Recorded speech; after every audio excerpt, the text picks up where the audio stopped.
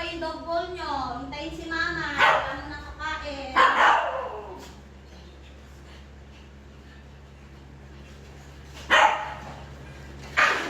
O, huwag kayo magsawan. Halika na. Upo muna kayo dyan. Maglalagay muna si mama ha. Bago kakain. Na very good yung mga babies ni mama eh. Cloud, stop yan. O, very good ha.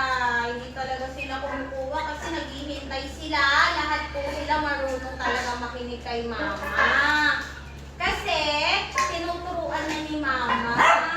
Opo, para maging good listener. Dipis, hindi mo nakakain ha. Maglalagay muna si mama ng food sa dog bowl nyo. Kasi, magpe-pray muna tayo. Para makita nila na lahat talaga kayo masunurin. Nakikinig kay mama, diba? Kasi lahat po sila natuto na.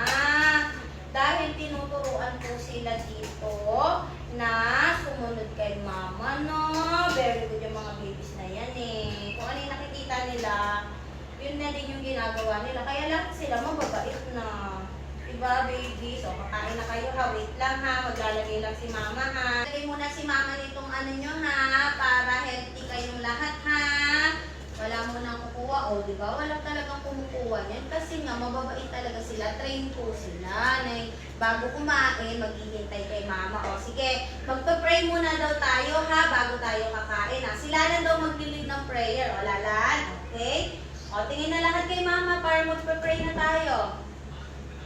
Papa God, maraming salamat po sa blessing ng mga batuta. Maraming salamat po dahil hindi niyo po kami pinapabayaan. Maraming salamat po sa araw-araw na healthy po ang mga batuta na ito.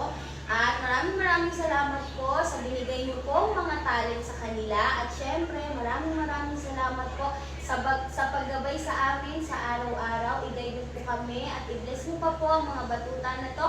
In Jesus' name, Amen. Okay mga babies, pwede nang kumain. O, dito na, bibigyan na ni mama isa-isa ha. Good job. Hindi mo pa agaw-agaw ha. O, dito.